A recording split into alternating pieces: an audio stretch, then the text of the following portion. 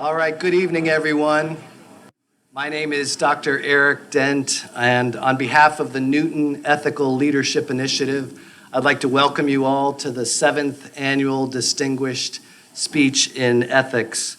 We're able to host events like this because of the generosity of some visionary donors who saw things years ago. And I'd like to thank Brian and Kim Rist, who are not able to be with us, but Bob and Linda Taylor also. Bob and Linda are here. Would you all stand and we can show our appreciation for them?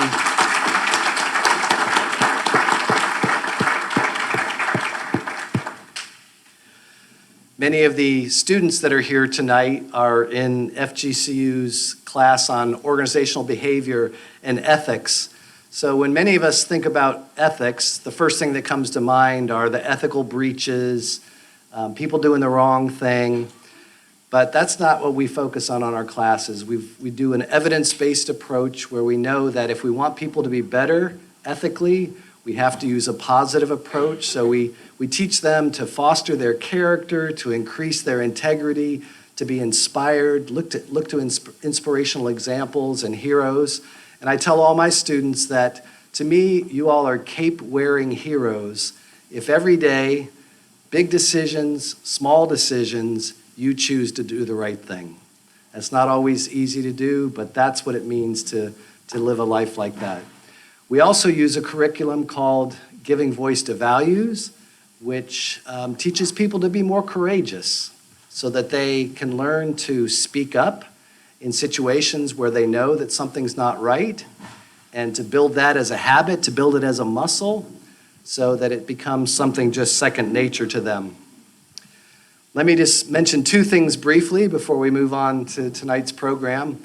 One is that the World Universities with Real Impact, WURI, recently ranked Florida Gulf Coast University number 14.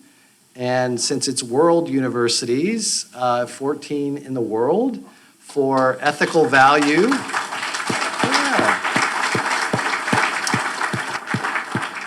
For ethical value that we're bringing to our students.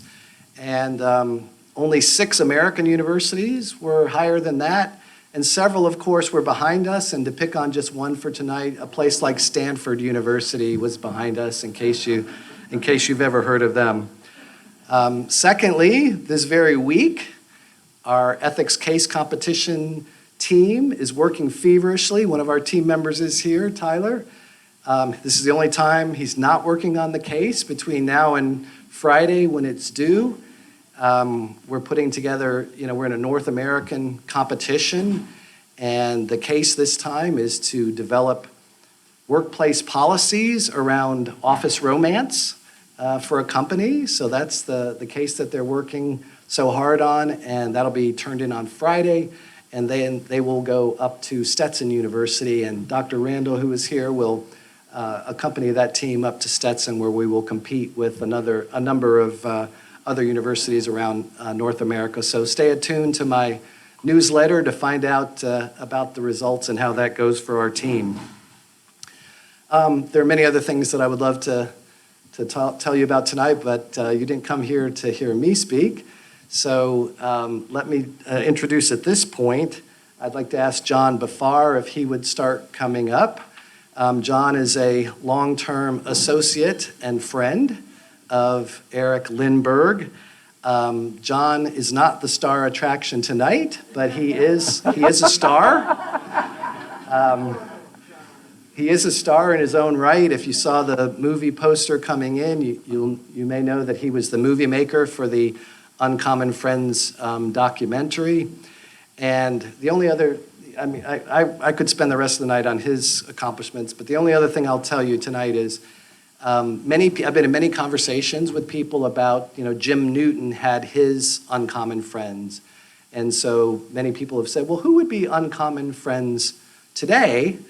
And, when we think about who would have the character, who would have the stature, who would have the integrity, to be labeled something like that today.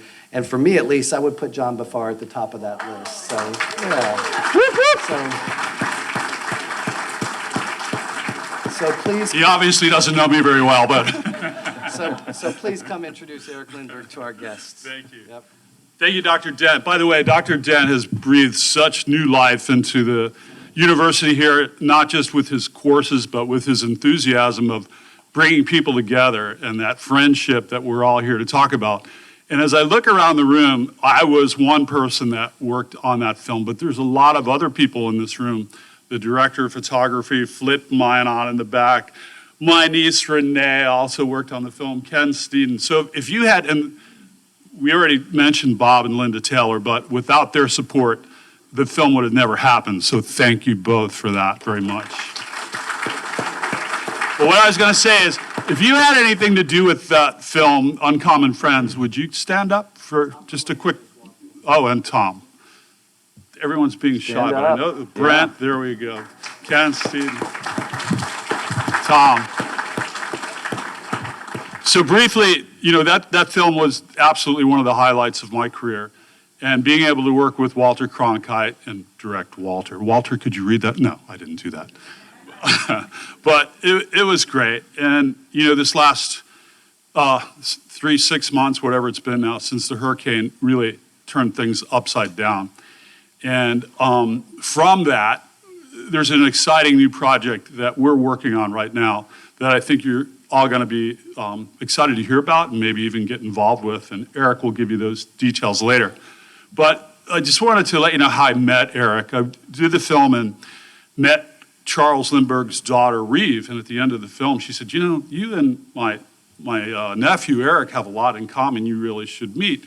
So that was about 20 some odd years ago. And since then, Erik will tell you of his adventures, but one of the highlights in my mind was when he recreated his grandfather's flight to help save something called the X Prize, which then went on to privatize the space industry. Not a bad thing, right? So there's the guy that pulled that off. But we've just had a great friendship, and it's been based really on wanting to tell stories about people that make a difference in the world and wanting to use our medium. He's an artist, and I'm a filmmaker, and, you know, wanting to get these stories out there and be told. And that's kind of what brought us together. And for the last 20 years, we've had a lot of great adventures. But as Uncle Jim Newton would say, the best is yet to be. Please welcome Erik Lindbergh.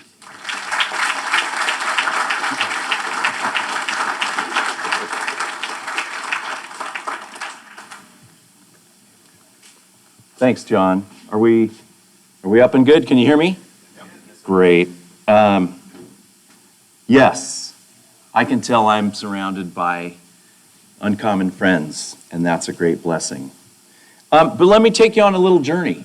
I think as we work to create a vision of hope for the future, we need to tell that story. Yeah, why don't we? Thank you. My grandfather was inspired by the profession he chose, aviation, and he wanted to show the world what it could do. It wasn't just for barnstormers and daredevils. It was for pilots and passengers. And that determination, that vision and determination to win a prize, okay, led him to fly across the Atlantic. He used risk management. Like, we didn't even have that term back then, I think. We just crashed and died. But risk management, along with that vision, allowed him the success of flying nonstop from New York to Paris in 1927 in an old, unstable aircraft. That really created a radical shift in the way that humanity saw aviation. It moved from those barnstormers to pilots and passengers, and really created a golden era of long-distance air transportation. And we benefit from that today. I like to say thank this man, and I mean the guy on the right, Raymond Ortigue, not my grandfather. He's the guy who put up the $25,000 prize to fly between the cities of New York and Paris.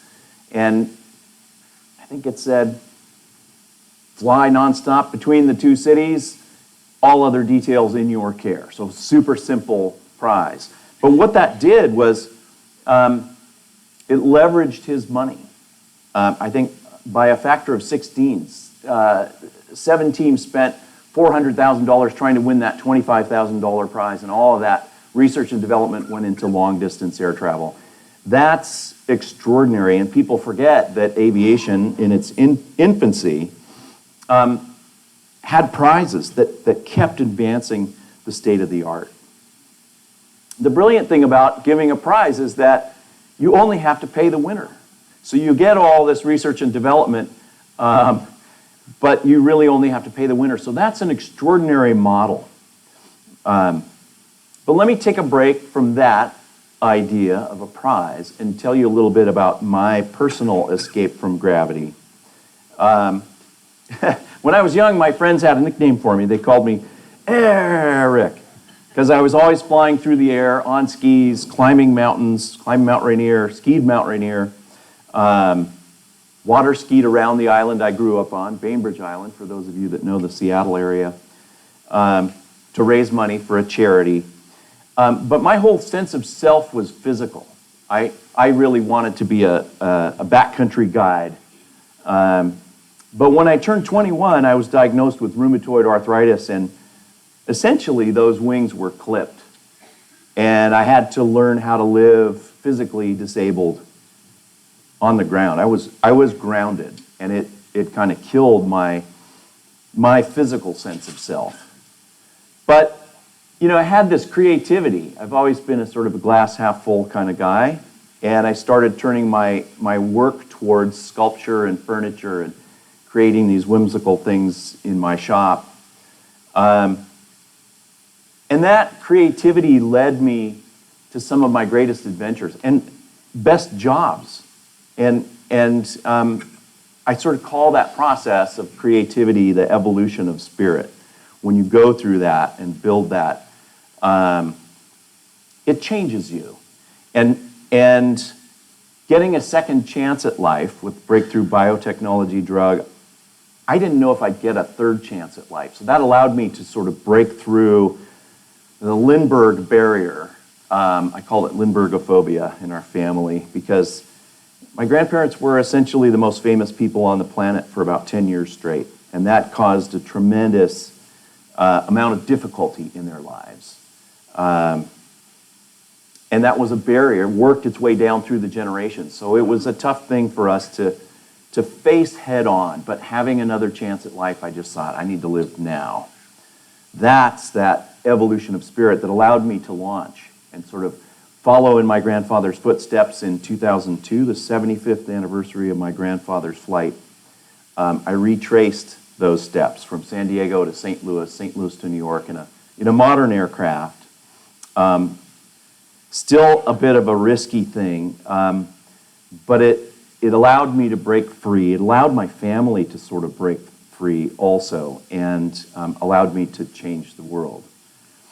And I have to tell you, 3,600 miles over open ocean at night, that's a really long distance.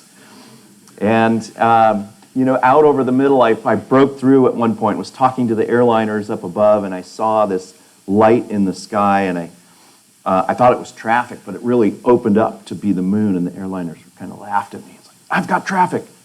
No, I don't. It's the moon. They laughed. But I just had that feeling at that moment that I was cradled in the same sky as my grandfather. And I was driven by this mission. My prime directive was to survive. I didn't want to die. I was risking my life, but that was worth the whole effort, the whole push. And it worked. I did survive. And I was able to raise $1 million and $1 million in kind and 500 million media impressions before social media. That was a thing, remember?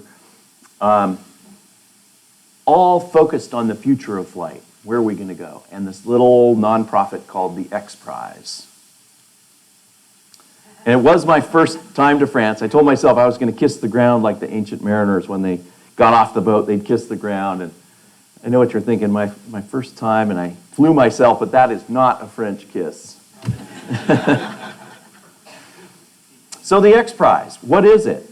This was modeled on the Orteig Prize that my grandfather was chasing. So we Under the Arch in St. Louis in 1996, gathered 20 astronauts and the head of NASA, Dan Golden, to announce this $10 million prize. Never mind that we didn't have the $10 million.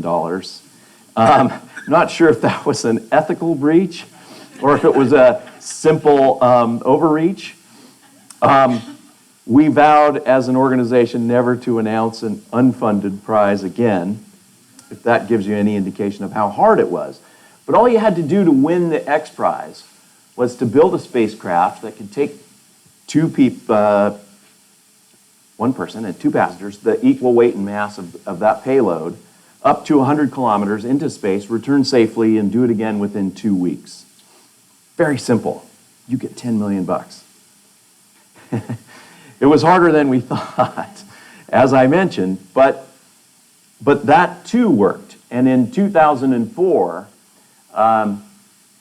Spaceship One took off under the belly of the White Knight aircraft built by Burt Rutan in the Mojave Desert and flew up and captured the largest prize in history.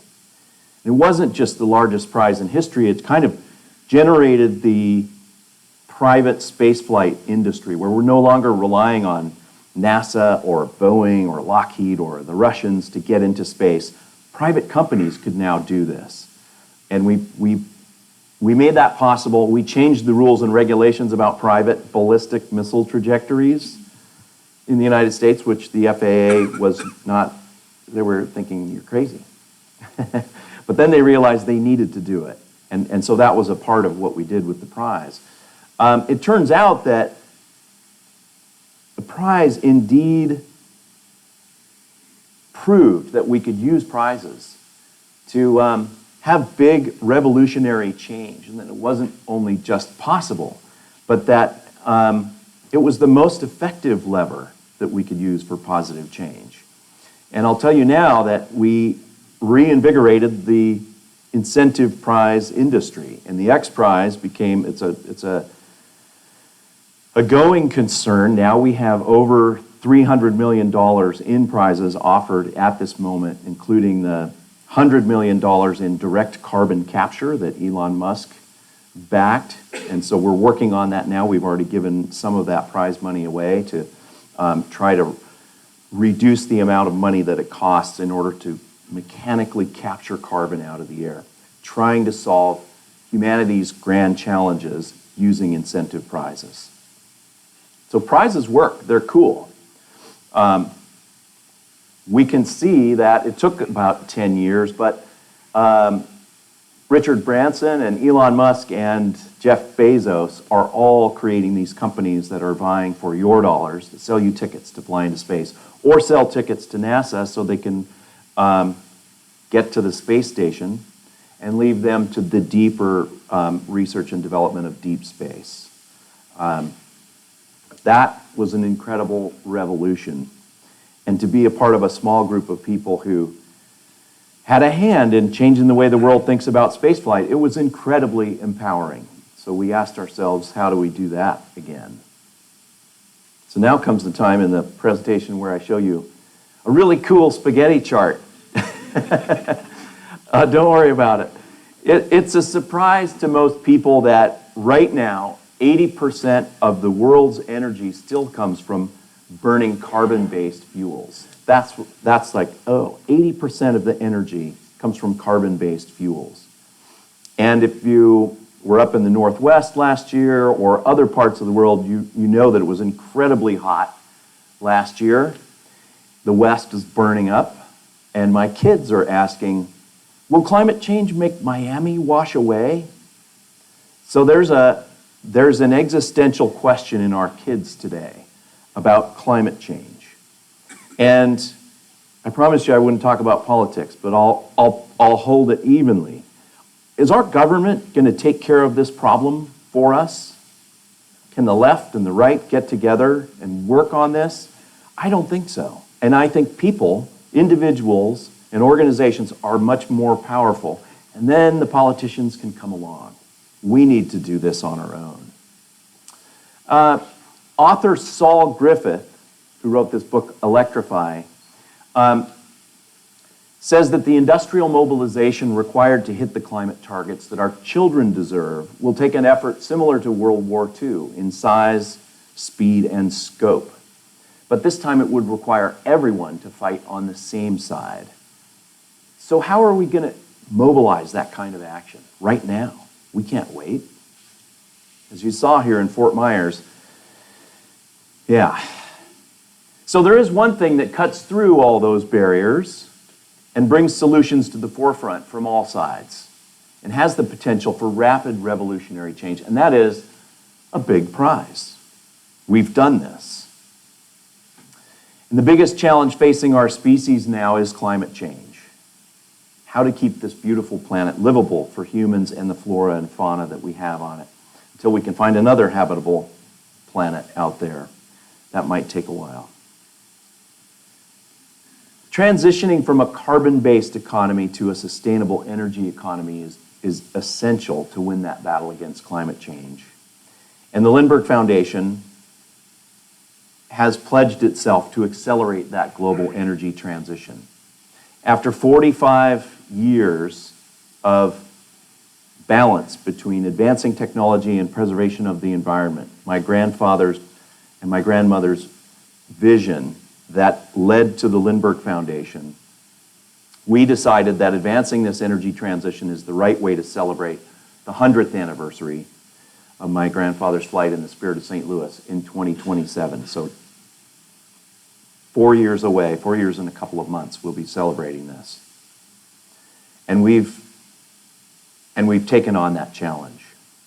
You see, in 1931, both of my grandparents started flying over large swaths of the earth, and they saw that their technology that enabled them to fly and travel could harm our quality of life. And that was 30 years before Rachel Carson's book, Silent Spring, which changed the way we looked at chemicals in our environment and helped bring back the blue heron. In fact, John was taking photographs of blue heron today, and those were incredibly rare when we were kids because of DDT. So that was a big shift, a big positive shift on the planet. My grandfather said if I had to choose, and I hope I don't have to, I would choose birds over planes. That was the depth of his conviction and the knowledge that without birds, we humans are irrelevant. We won't have lives. So they became environmentalists before there was even such a word. Now, after my grandfather died, friends of his, Neil Armstrong, Jimmy Doolittle, and Jim Newton, started the Lindbergh Foundation at the Explorers Club in New York City, 1977, to work on that mission of balance. And over those years, we have been primarily a grant-making organization. Rusty Whitley served on our board for a long time. Thank you, Rusty.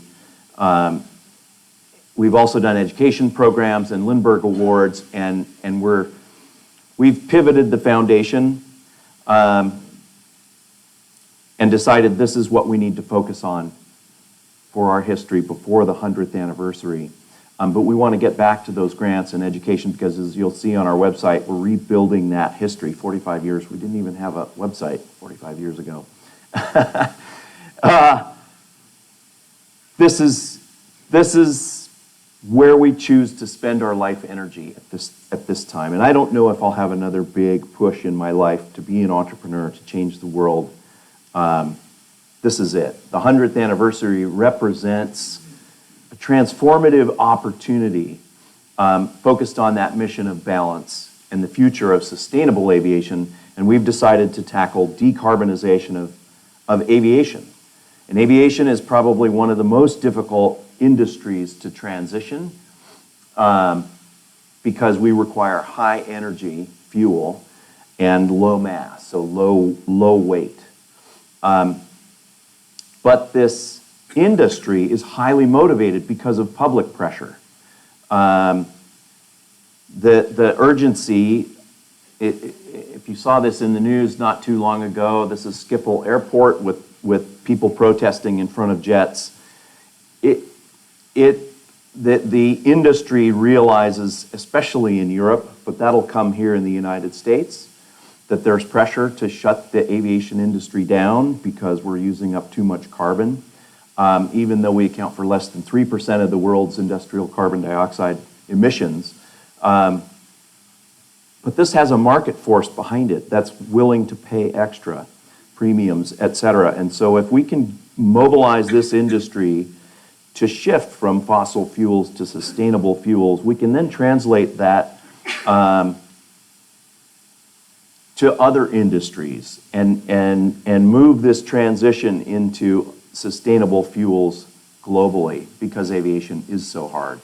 So we've formed a multidisciplinary coalition. We're working on building moonshots and prizes that will help create sustainable aviation.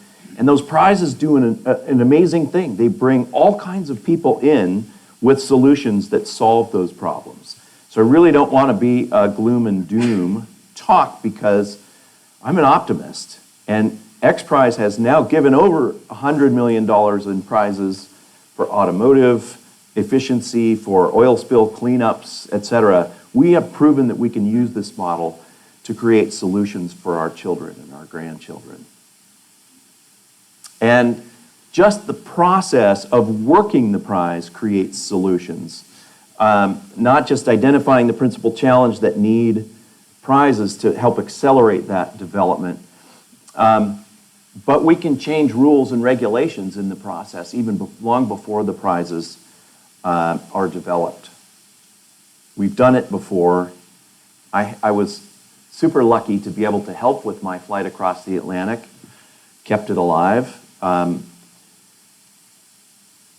And so what we've started to do is build a brain trust with industry, and not just aviation industry, but the energy industry. So we're looking at this extraordinary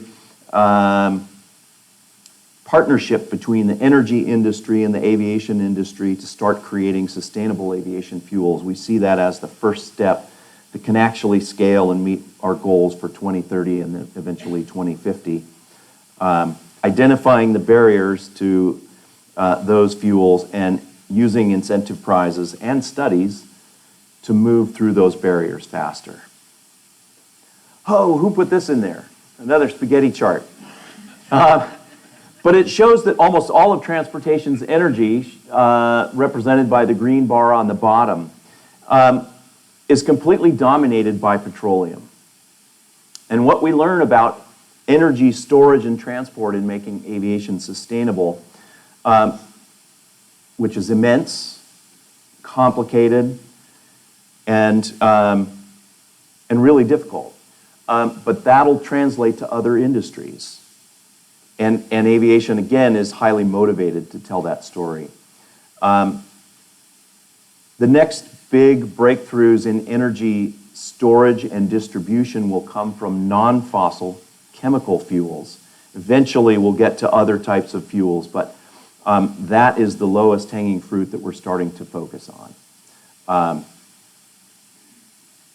We have some incredible partnerships, and I want to personally thank Prince Albert of Monaco and his foundation for being the first to sponsor us.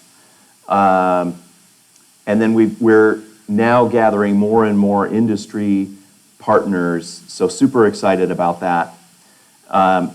And we're starting to build Lindbergh Centennial Spirit cities, because grandfather flew from San Diego, where the Spirit of St. Louis was built, to St. Louis, and then where his backers were, and then St. Louis to New York, and New York to Paris. But I wanted to, just point out that I love that there's something developing here in Fort Myers. And grandfather didn't fly here in the Spirit, but my grandmother spent a lot of time down here and wrote her book, Gift from the Sea, which had a tremendous impact on maybe more people on the planet than I can count, but it had an impact on me. And so to come back here for years and decades, really, visit John and friends and family and board meetings down here, this is a special place for the Lindberghs. And I think this idea that's been growing about an Uncommon Friends park, sculptures, an event that brings uncommon friends together and celebrates the people who are creating positive change on the planet is an extraordinary idea to brand a city, to bring that, that culture and that ethos that was represented by Jim and Ellie and Ford and Firestone and Edison. And that's incredible. So I want to share a video that John just put together that gives you a little bit of an idea of what we're thinking.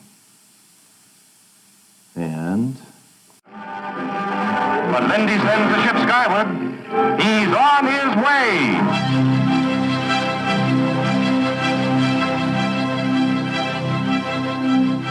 Lindbergh, known as the Lone Eagle, flew the first non-stop flight from New York to Paris on May 21st, 1927, flying across the ocean at times just several feet above the waves.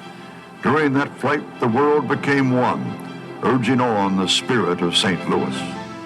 my grandfather had the most incredible sort of impact on the world with his 1927 flight. He became the most famous person on the planet almost instantaneously because of radio after his 1927 New York to Paris flight, and that had a huge impact, a negative impact. So one of the things that he started to do was to escape into the wilderness and into third world countries that are way off the grid. And it allowed him to think and be in nature without being hounded by the press, because he was everywhere he went.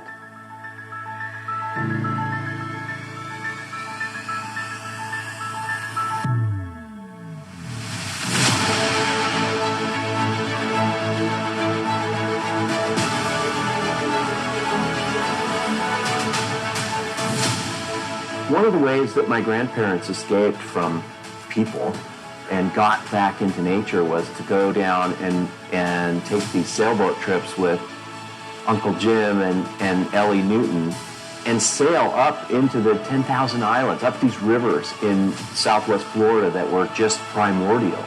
Alligators and birds and noise squawking, you know, just picture a jungle, that's it. And that just gave them the opportunity to talk and to be intimate. It was hard for my grandfather to be intimate in his life, I think. And that, it opened him up. And so I think that was really a critical thing for him. And that Southwest Florida connection of Jim Newton really, really opened that up for him.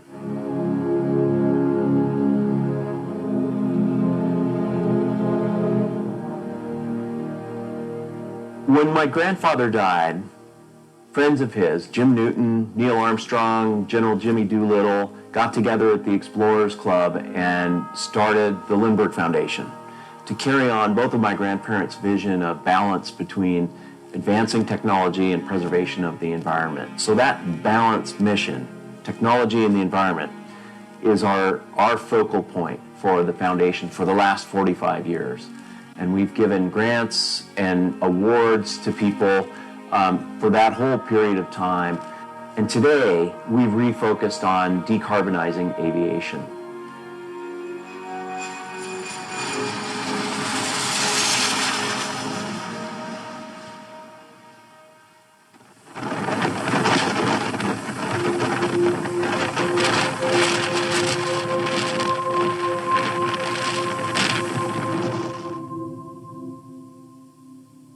I was holding my breath when Hurricane Ian came in, aimed right at Fort Myers, and I am just blown away at the stories that I'm hearing now. Erik, this thing got hit by the biggest hurricane we've seen ever. They say Donna was as big as this, but I can't even imagine that. This thing covered the state of Florida, 155-mile-an-hour winds near the eye wall, and we got hit by the eye wall. So yeah, it's a slow-moving storm. It was everything. It was, they always call it the perfect storm, when everything comes into play to destroy you, and that's exactly what happened here. The wind was so fierce, I'm sure the gusts were well over 100 miles an hour. The water still would seem to be coming up, but it wasn't just water. I mean, the water was moving with the strong current, and I just had, at that point, I was barefoot with shorts, and I feel the stuff hitting my legs and stuff coming from I don't know where. But the whole time I'm just like rationalizing, like, am I going to die? And I just stood there and laughed and looked at the storm and said, hey, okay, you got it. It's you and I. Let's go.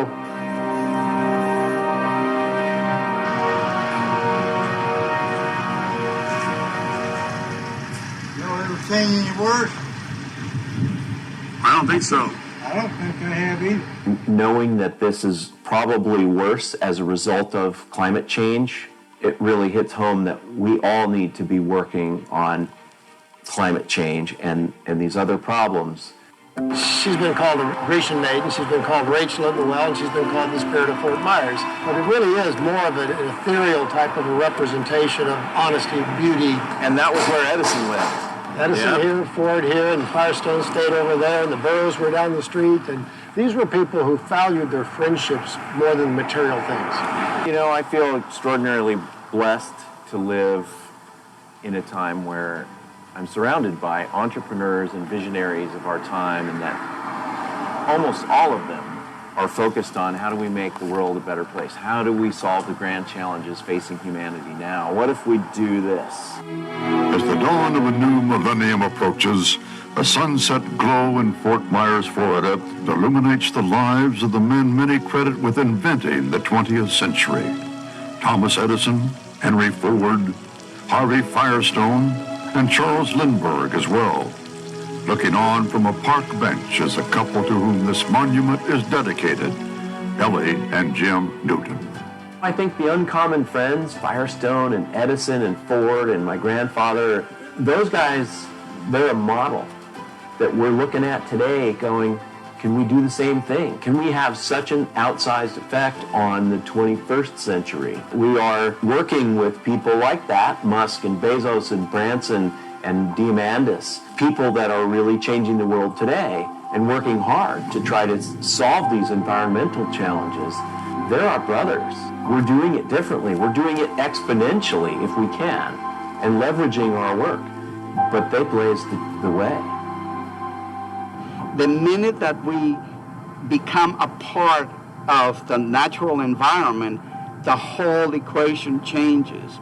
And that's what this sculpture, that homage to the Orange River Valley, came in to represent, because this is a wildlife sanctuary. So it really was an ambassador of the manatee. From us For the manatee. to the manatee, because when people see it, you see, today we see it underwater. But you have to understand that because of the sculpture, I was able to teach the communities about the manatees. The sculpture haven't suffered this fate is incredible, because I don't look at it as, oh wow, it fell down and this and that and so on.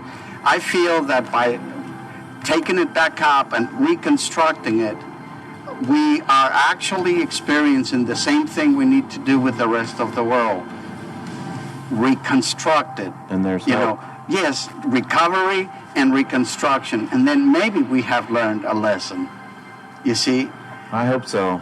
Only a partnership between us and the natural world is going to help the manatees, ourselves, and everything else. And that partnership is cultural. And it's intertwined. Absolutely. We are one and the same.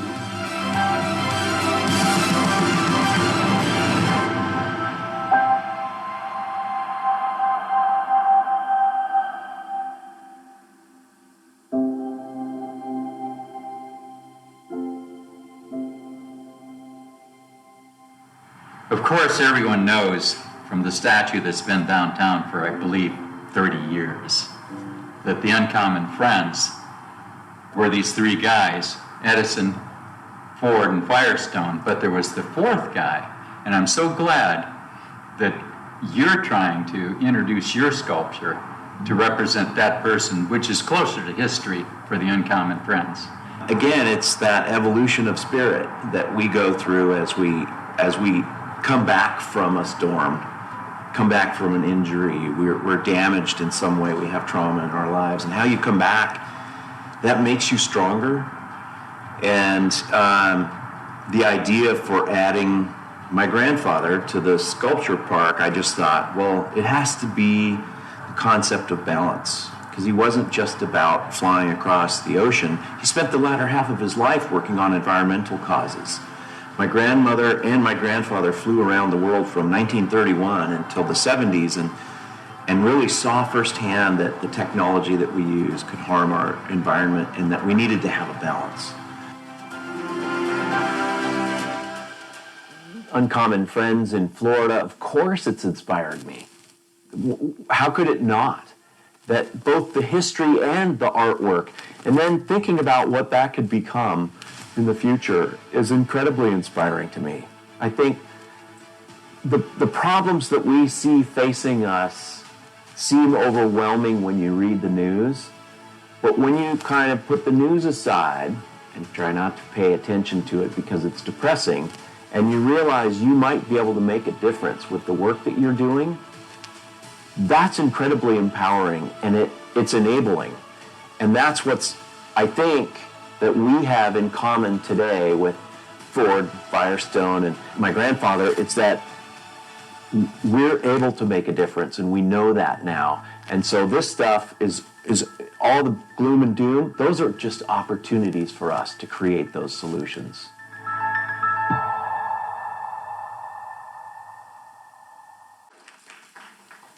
Thank you, John.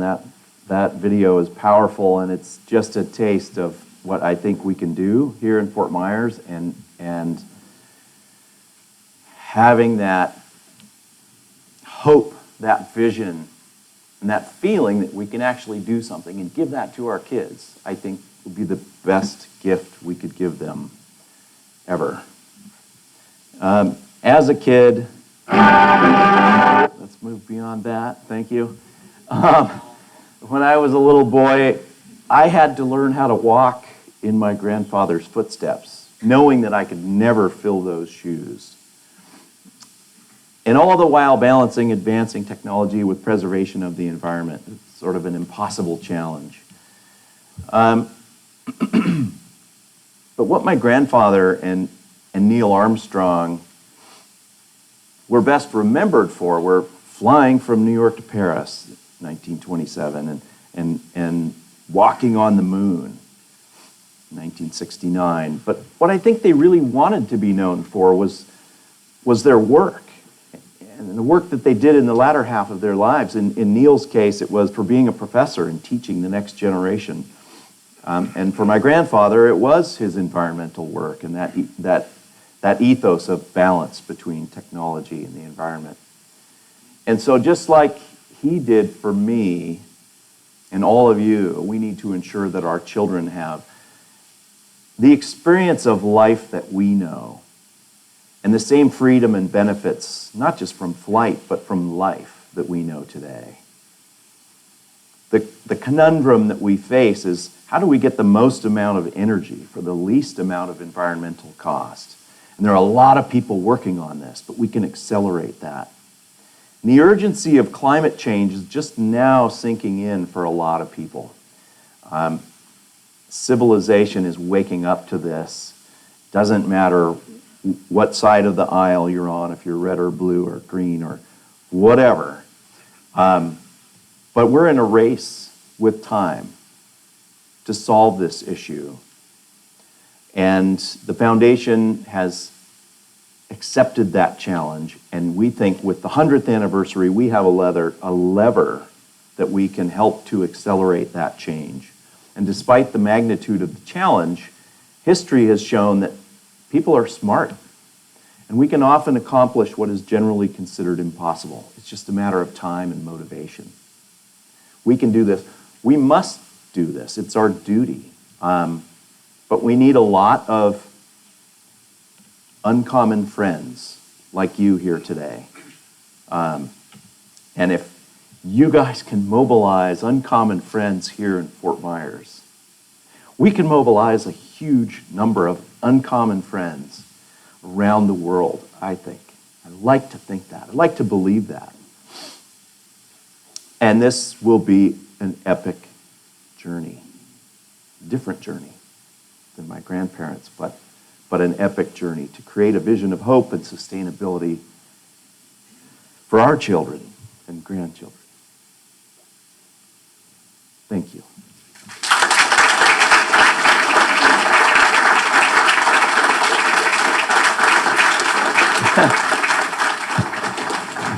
Sorry, I didn't mean to get so worked up, but I guess I believed myself. This one? All right. We have time for Q&A, or did I We go do. too We long? have time for some questions, and because we're recording it as well, we want to get your questions into the microphone. So if anyone's got a question, let me come around and have you talk right into it, please. Thank you, Erik. What are some of the ideas for decarbonizing aviation that your foundation or people that are presenting to you? Yeah, excellent question. So what we have done is made a partnership, what we call the Brain Trust, with the aviation industry and a lot of groups around that and the energy industry. And we're looking at what are the barriers to scale for what we see as the lowest hanging fruit, sustainable aviation fuels. And there's something happening in the industry right now that may help us to reach those 2030 goals. And it's that we have a mature ethanol refining capacity that's going into gasoline all throughout the country. They're producing enough biofuels, those are grown from crops, to be able to meet the sustainable aviation fuel goals for 2030 if we can help transition some $100 million refineries to be able to accomplish that task. So it's a big task, but we're focusing on sustainable aviation fuels that can be used in the existing fleet of aircraft. And there are all kinds of barriers there and opportunities. One is there's a nearly pure carbon stream coming off of most of these refineries as a waste product. And we can use that, combine it with green hydrogen, and turn it into sustainable aviation fuel. But there are different plants have different problems, like the utility won't, or the state won't allow a direct utility connection for the plant. So there's all kinds of little issues that are barriers to that scale. The other thing we're looking at, a suite of prizes, is cracking green hydrogen. Turns out that all sustainable aviation fuels, whether it's fats, oils and greases, or lignins from trees, et cetera, waste products, they all use hydrogen in the processing. So if we can crack green hydrogen cheaper and better, have more quantity, then we can accelerate that process. And we need that for other industries as well. Because hydrogen is an up-and-coming fuel. It's going to take a long time to translate to aviation, but we're seeing that in the news now, and so there's an effort going on there. Another one that we're looking at, because we're the Lindbergh Foundation, is when you grow bio materials like corn for ethanol, the ethanol industry is facing an existential issue because we're electrifying all of our cars. So they wonder, in 10 years, are we not going to be using ethanol? Could we repurpose it? So that's where we see great synergy. But as you transition from sucking fossil fuels out of the ground to growing fuels, there are some issues like nutrification. We use fertilizers, and then some of those fertilizers wash out into the ocean or the Sea of Cortez and create plankton blooms. Can we do a university study and then a prize around denutrification and reusing those fertilizers? So we think there are opportunities along here, and we need to make sure that we don't create worse problems as we go. But that's sort of that's about where we're at. We're moving forward on some of those areas fairly quickly and trying to understand what the prizes should be and how big they should be and how to design them, because it's tricky. All right, great. Erik, if I understand the funding mechanism, you've got some major players that are helping the foundation. Has there any thought been given to somehow opening things up so that regular people, family foundations, et cetera, there's an awful lot of people interested in this, and if you had 10 times as much money or 100 times as much money, could you reach and incentivize all kinds of energy that might be, energy is not the right word, creativity that's out there that's not constrained by corporate situations and other built-in obstacles? It strikes me that as you look to the 4-year anniversary, that if you could figure out some way to open this up, and some people that want to help, all I want to do is do $100 or $1,000 or whatever, but I want to help, but I don't know what to do. Absolutely. And I don't want to support groups that are just running around waving signs. I want to support groups that are run by business people with practical ideas that have some experience and are going to get something done. Well, thank you. We feel like we have a different modality, prizes. That's a great lever to create positive change. The Lindbergh Foundation is a small public 501c3. It's not a family foundation. It's undercapitalized. After 45 years, we spent a lot of money giving grants to people who are changing the world in their own way. So and we hibernated a little bit during COVID. So we're rebuilding right now, and my team, now we have 4 full-fledged committees with volunteer board members working on it. We don't have any paid staff at this moment, but we need to professionalize the organization. And they're telling me we've got to tell this story better because people respond to a powerful story. They're also telling me we're not ready for the big corporations. We don't have the professional fundraising materials, slick decks. I had help putting this together from some of my board members, but it's kludged together. It's not slick. And so we're trying to build that story so that we can hire and get the right storytelling on board to reach those Boeings and Airbuses and Chevrons and BPs or whoever. And right now we need individuals who believe in us to help us build that professional capacity within the foundation. Because we have this opportunity for the 100th. That's powerful. The 100th anniversary of the Wright brothers, the presidents showed up. On the 75th anniversary, we had some heads of state show up. We have a real opportunity right now, and we are depending on individuals helping us to grow to that next level where we're professional and we can really go for the big money. Because we don't just want to solve decarbonizing aviation. We want to give grants, get back to giving grants and awards to individuals who match that description of balance. You can go to our website at www.lindberghfoundation.org. There's a donation form on there, or reach out to me, whether it's $100 or $1,000 or $1 million. It all counts. I think this is a mission that is important enough that we felt like we needed to dedicate our lives to it. That's. But nobody's going to go to the website because they don't have any idea about it. Right. We're working on it, and we're working on the film, and if we can build the Uncommon Friends Park downtown with sculptures and bring in people with a film festival that showcases some of the grant recipients that we've had in the past that changed the world. I'd love to get Peter Diamandis here. He's one of the most effective change makers that I know on the planet. If we can have those kind of gatherings, we can harness that power and expand it and move it out to other cities. And yes, we absolutely need that help. We've been ginning it up, and it's hard. It takes a lot longer to do this. Just like the X Prize almost failed. We have faced that existential, can we keep doing this on our own dime? All of our volunteers spending their time. It's because we believe in it, and we think we're there, and we're slowly building, but we could get there faster if we had more help. Thank you for that question. Who else has a question? We need to have one of the students ask a question for sure. So we'll come to you, and then a student's got to be ready next. I know.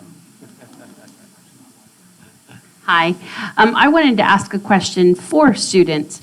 Is there any possibility of a plan or just a way to get the message out to people at universities? Because your grandfather was a guy who wasn't rich, he wasn't famous, he wasn't Jeff Bezos, he didn't know everybody, but he did it right.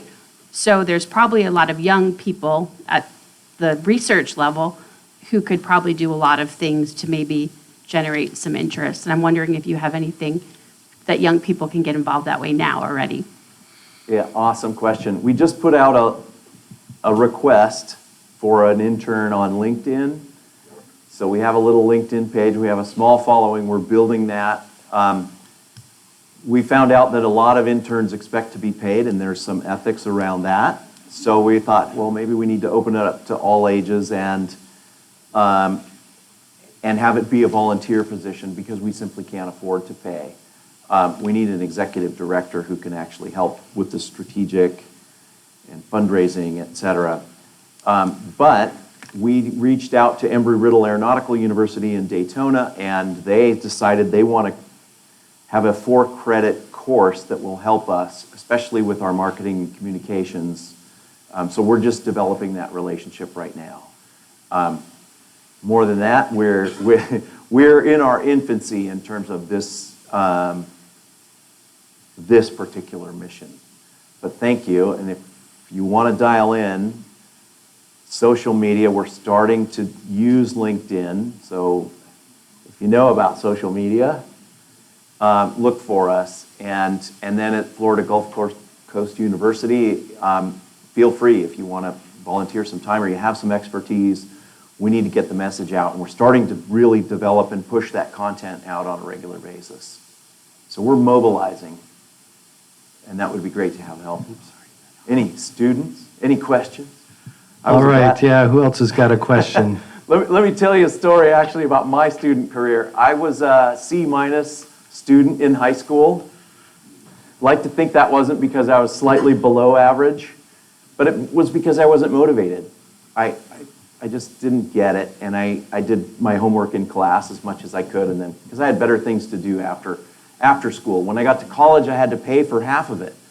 So I got B's. I actually had some skin on the ball. And then once I realized I wanted to fly and I went to flight school, I got a 4-point. And it's because I was so motivated and hot to learn how to fly and teach people how to fly that I overcame the tough parts of like math. I'm not naturally good at math, but I did it because I wanted it so badly. And I think that's the intrinsic motivation that if we can get kids involved in something they're really juiced about, they'll have that energy and we won't have to worry about them. So there's a little piece about my my learning career. I have a question. So the Lindbergh Foundation is trying to gather, elicit involvement from student populations. What about something like hosting an ethics case competition or something along those lines that would draw in people and their competitive spirit? I love it. Can we do that? Can we figure out a way to energize students along those lines and use that idea of uncommon friends creating extraordinary solutions for humanity? Let's talk. I think that's brilliant. Hello, good evening, everyone. I'm a part of students over here. My question is, what is your organizational structure right now, and how can us, as uncommon friends, how can we help you grow, if not voluntarily, if not participating as a volunteers, but maybe, like you said, social media? What other ideas are you having in the growth, and what do you have right now? So the structure of the organization is we're a public 501c3. We have an executive director who's been stuck in Australia since COVID. Now he has some family stuff, so he'll only be able to participate some of the time, and he's taking care of the back-end paperwork for us, but he's not really able to be an executive director for us.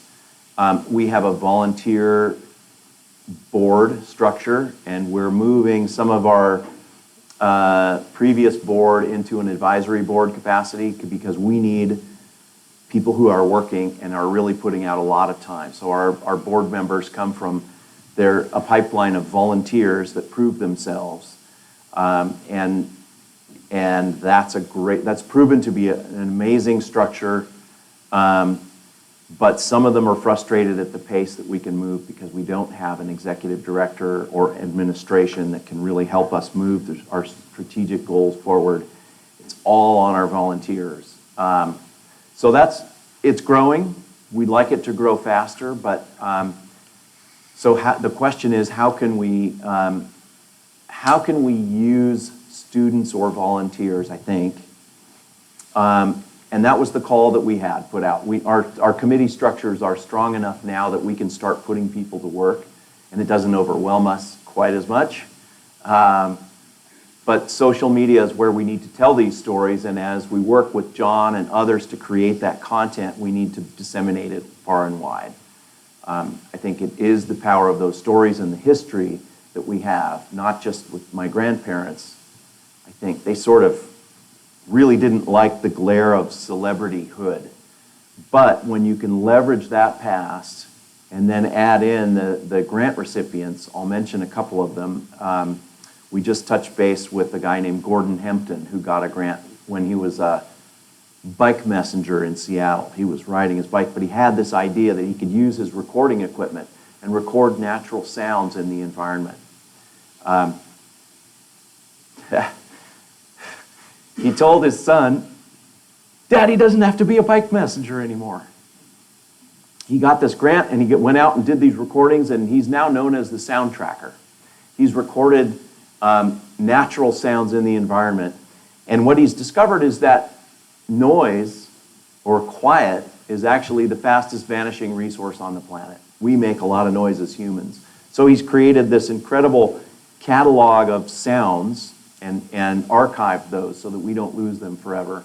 And now he's doing this thing called Quiet Parks International, where every city in the world that is interested creates a quiet park that they celebrate quiet. And so that's an example of the leverage that we've had over the years. I don't know if you remember Rusty giving that grant, but what an extraordinary story. Another, I just gave a TED Talk in Boston, and Tierney Teese is a woman who got funding from the Lindbergh Foundation to satellite tag the giant mola mola fish, which we knew next to nothing about.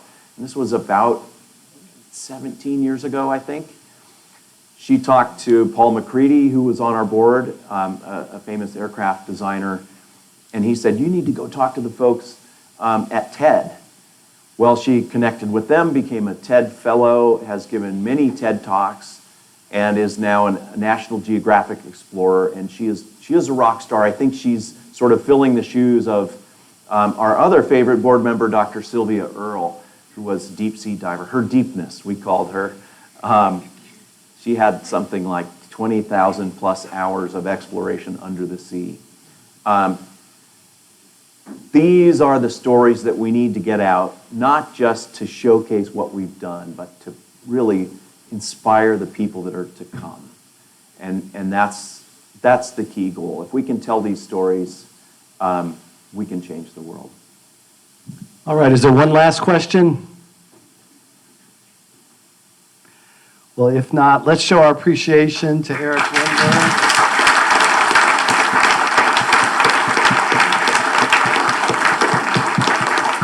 Thank you.